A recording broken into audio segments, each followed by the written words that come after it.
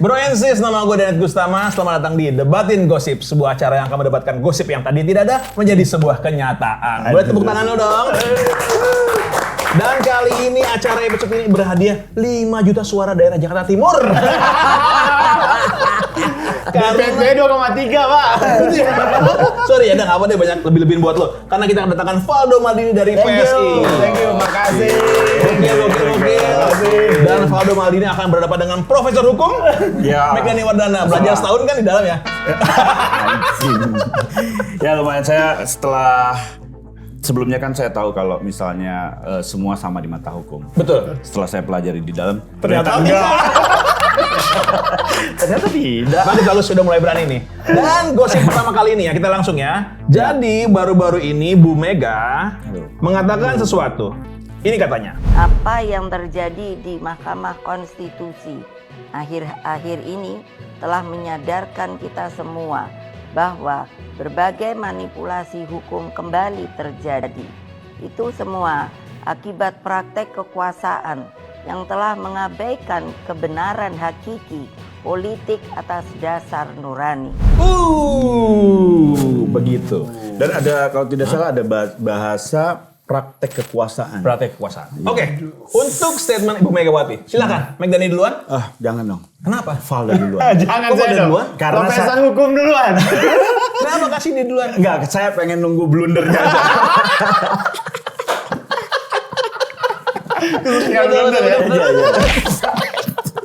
Benar. Iya. Mari kita mulai debat ini. Siapa yang mau duluan? Silakan, Bung.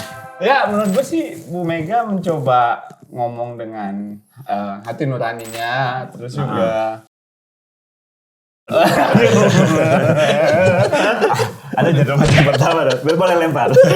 Iya. ya, maksud gue dia kan udah lama nih nggak ngomong. Bener, Dia diam aja. betul. Terus dia kayak ditanya-tanya orang, dia nggak pernah nongol kan.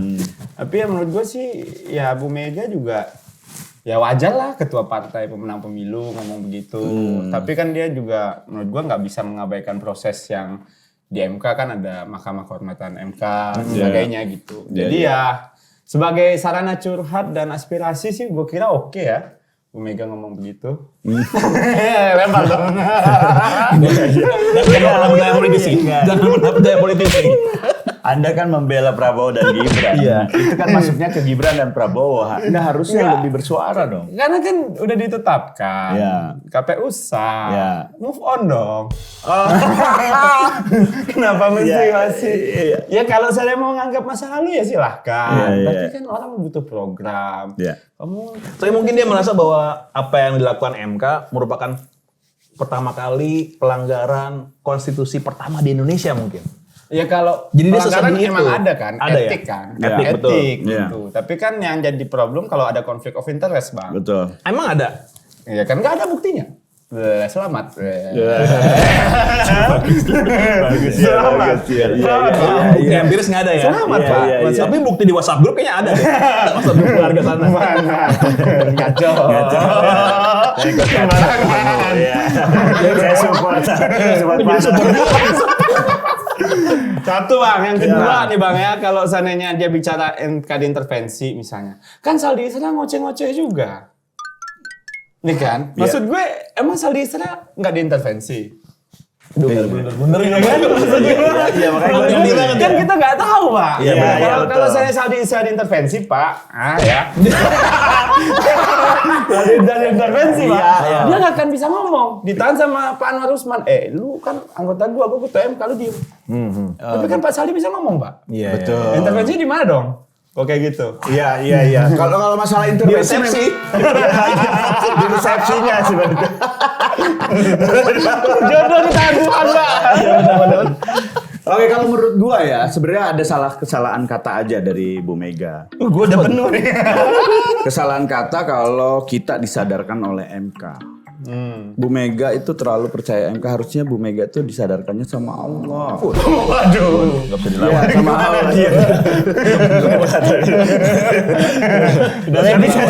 Saya tidak akan membahas itunya. Jadi apa yang disampaikan Bu Mega, menurut saya Bu Mega ini kata-katanya itu berasal dari seorang yang memang nasionalis. Betul. Seorang yang memang peduli dengan bangsanya. Jadi ketika ada kesalahan atau ada kecurangan, dia melihat itu ya, dia sampaikan kepada masyarakat untuk tidak terjadi lagi. Ya. Bahkan Ibu Megawati itu perlu kita ketahui, dia bukan hanya seorang nasionalis, Tapi dia seorang solusisis. apa Gua jelasin dulu. Iya. Nasionalis itu orang yang sangat nasional, Betul. peduli dengan bangsanya. Solusisis itu adalah wanita dengan solusinya. Solusisis makanya. Kalau misalnya laki-laki kan solusi bro. Benar kan? Tapi ada solusinya, Ada. Pernyataan-pernyataan Bu Mega itu tuh selalu mengandung hal-hal positif dan membangun. Nah, solusi. Waktu itu Bu Mega memberikan solusi ketika minyak goreng langka. Oh benar. Apa Tidak ada yang memberikan Tidak ada solusi solusi kecuali Bu Mega. Bakwan itu bisa kok nggak digoreng, direbus. Benar. Tapi ternyata gagal. Nggak ada yang ngikutin ya? Gak ada yang ngikutin. Telur direbus, oke jadi. Bakwan direbus jadi bakwan. Bakwan jadi nggak kering, Gue tuh berpikir tadinya Bu Mega sedih karena Gue mah peduli. kenapa? Gue nggak peduli. Sampai ngomong nggak ada buktinya. Oh iya. Ya pokoknya. Iya hilang. Saya mah tidak peduli. Tadi di BPJS gagal. Ya. Karena saya waktu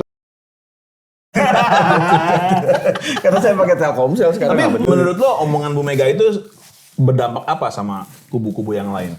Kayak kubu-kubu kan ya kita sama-sama tahu lah pasti itu kan ngomongin kubunya. Lu dong gitu. Ya kalau di kita sih kita udahlah ibu marah ya udahlah. Ya ibu menyampaikan aspirasi, ibu menyampaikan suaranya ya udah emang kita bisa larang Bu Mega. Karena Tapi jadi nggak ada efeknya. Ngapain ngomong ya? ya maksud gue Ya kalau dia nggak ngomong ke kita bang, Oh. dia ngomong ke publik mungkin. publik, betul. Gitu. Tapi kan kita kalau bicara publik ya tunggu 14 Februari lah, benar nggak omongannya apa enggak? Gitu. Kalau seandainya 14 Februari ternyata tidak menang, ya mohon maaf nih. Siapa yang tidak menang? Ya kandidat yang didukung Bu Mega misalnya.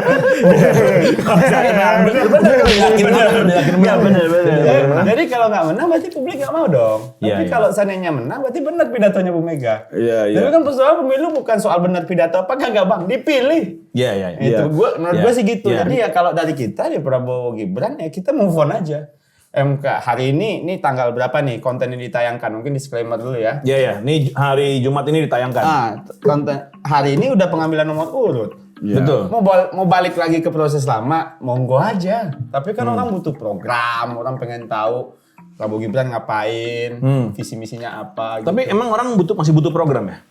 Ya, nggak butuh program dan joget-joget aja. hiburan dong, program apa yang disampaikan dari kubu Anda? Makan Selain siang gerakan gratis. kiri kanan. Makan siang gratis untuk ibu hamil dan anak-anak muda, anak sekolah. Oke. Terus pembangunan alutsista yang bagus, penegakan hukum. Makan siang gratis, Pak. Orang Indonesia nih hobi makan siang gratis. Makan nggak makan asal ngumpul. Tapi lo apa sih perasaannya jadi dari kubu yang berseberangan sekarang bareng-bareng gitu. Terus gue lihat penasehatnya yang banyakan partai yang Kalau lu tanya gue, jangan tanya gue. Besok lu kalau panggil polisi Demokrat, lu tanya di sini. Iya lo bayangin ya. Dia pengen berubah tapi jadinya lanjut. Misalnya Demokrat.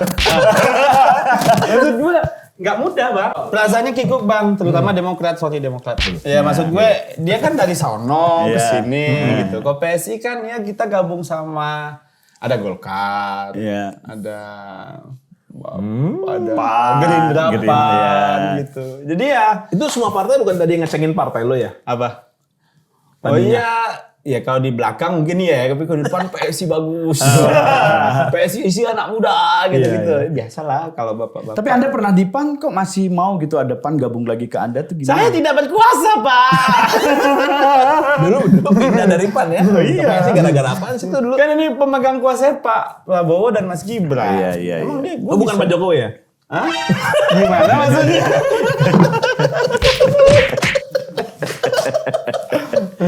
Tapi kalau gua lihat ya, maksudnya ketika Valdo kayak tenang, ya wajar lah Bu Mega gitu, ya seharusnya move on.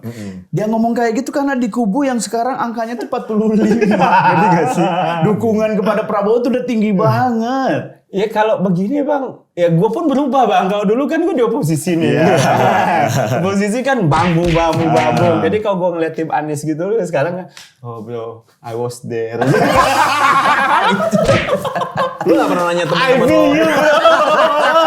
It's so hard. Lu gak pernah nanya temen-temen lu yang di sana ya? Lu apa rasanya sih gak diomongin sama publik gitu?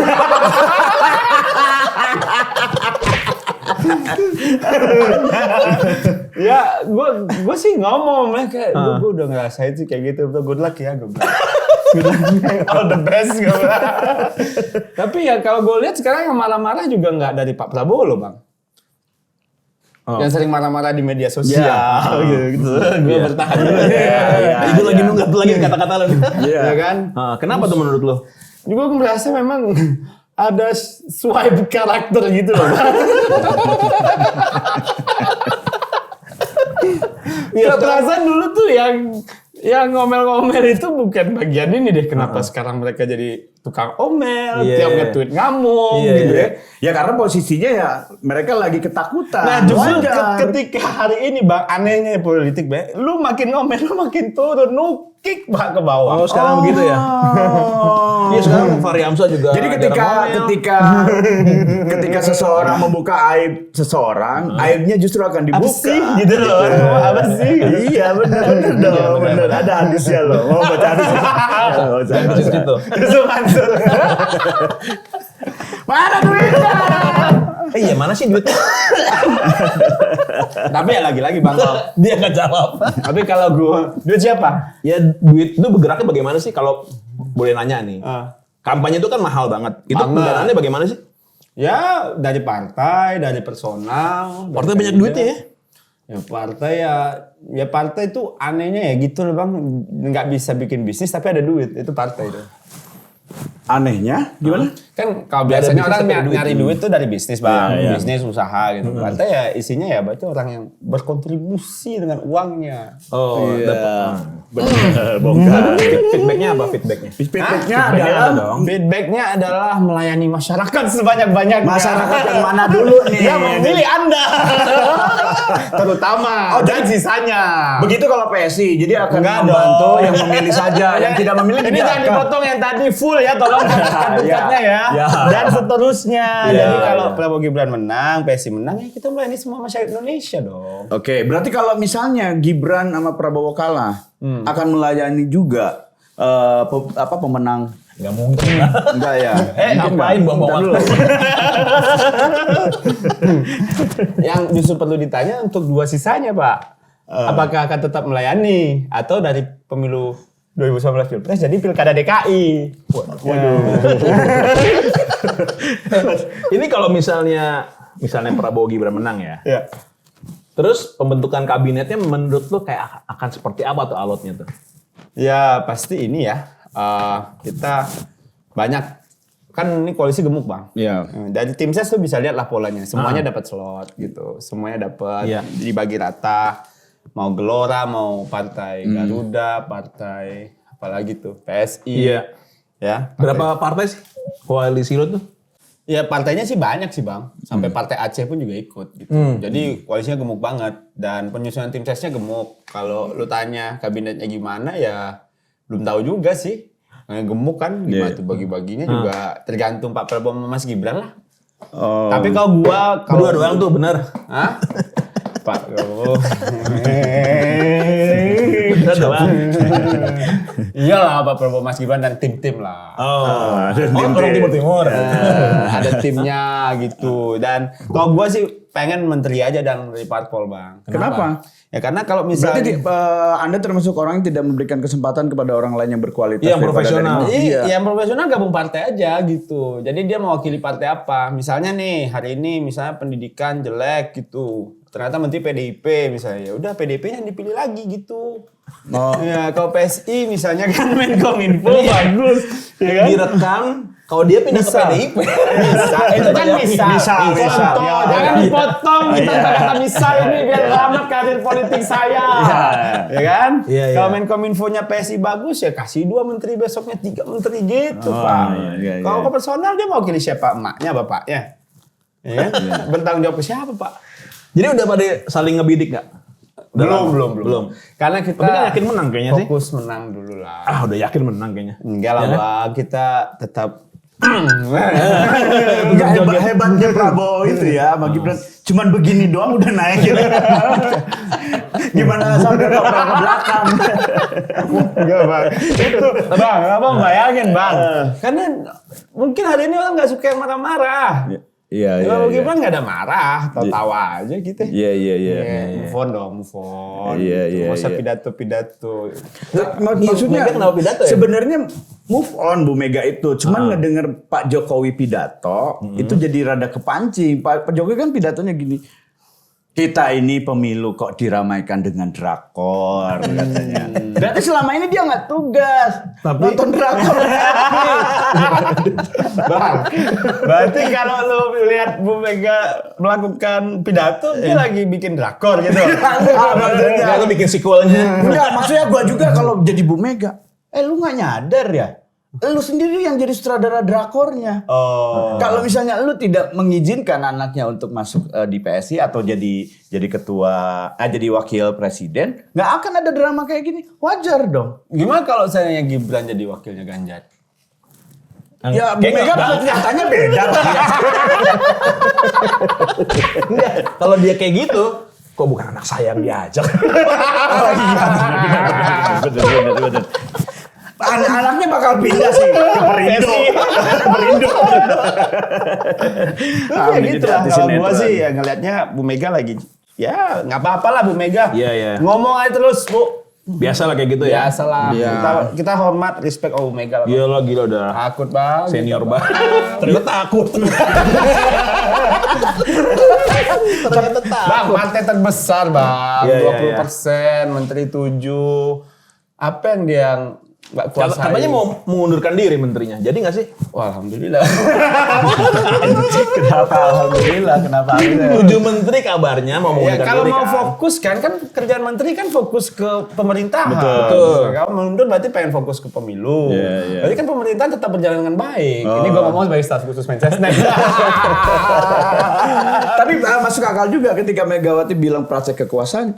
Ya menteri-menterinya masih ada di tempat berkuasa. Gimana? Ditarik dulu gitu Tarik ya. dulu 7 itu kan. Jadi sama gue yang- punya teori konspirasi nih. Wah, ini apa nih?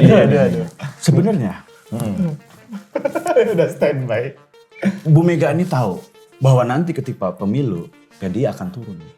Gimana caranya Bu Mega tetap berkuasa? Mengirimlah anggota-anggota partainya ke partai-partai lain. Dua kaki. Gibran. Kaisang. Tapi Bobby. kalau kita lihat Bang, itu berarti PDI itu partai yang sukses Bang. Bayangin aja, dari 3 kandidat, 2 orang kadernya Bang. Betul. betul. Dan itu membuktikan dari ketika Bu Mega bilang Disebar nih. harusnya semua partai itu harus membuat kader-kader yang berkualitas, terbukti. Berarti ini memang permainan dari Bu Mega. Rencana Bu Mega. Kalian tahu nggak? Gibran itu sebenarnya bukan Gibran. Tapi Nanti pas ketika milih, dia akan buka topengnya. Dia Jokowi. berarti selama ini Jokowi siapa? Caimin. Oke, untuk menentukan siapa pemenang episode kali ini, boleh berikan tepuk tangannya kalau setuju Valdo Maldini yang menang. Gak ada. Gak ada yang menang. Wah, agak tanyang. Mereka tuh tahu, walaupun gua tidak berisi, mereka tahu gua keluarga siapa. Keluarga siapa? Caimin. Oke, berarti pemenangnya kali ini adalah Meg Daniwarna. Tapi Valdo jangan khawatir, ada tapping berikutnya lo bisa merebut tahta juara debat dari Meg Dani. Sampai ketemu lagi di debatin gosip berikutnya.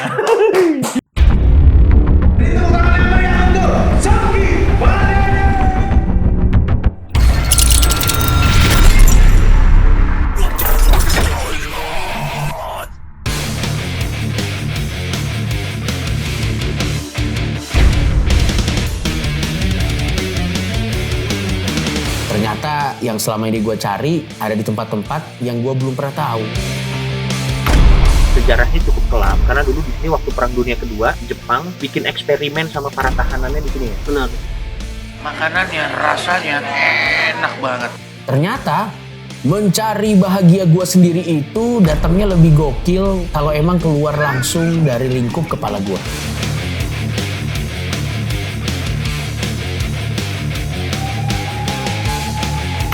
Ini pengalaman pertama gua ke Jepang dan ternyata banyak yang gua belum tahu dari hidup ini. Sakit sekali. Tapi satu yang gua tahu pasti, ini akan jadi perjalanan awal gua melihat dunia. Inilah kenikmatan dari kebebasan. Bisa jalan-jalan ke luar negeri dan merasakan experience yang tidak bisa dirasakan. Orang-orang direkam. Dan hal terpenting yang gue pelajari dari pengalaman buruk gue tertangkap adalah karirku tidak mati-mati, aku tetap sukses. La la la la la la la la la la la la la la.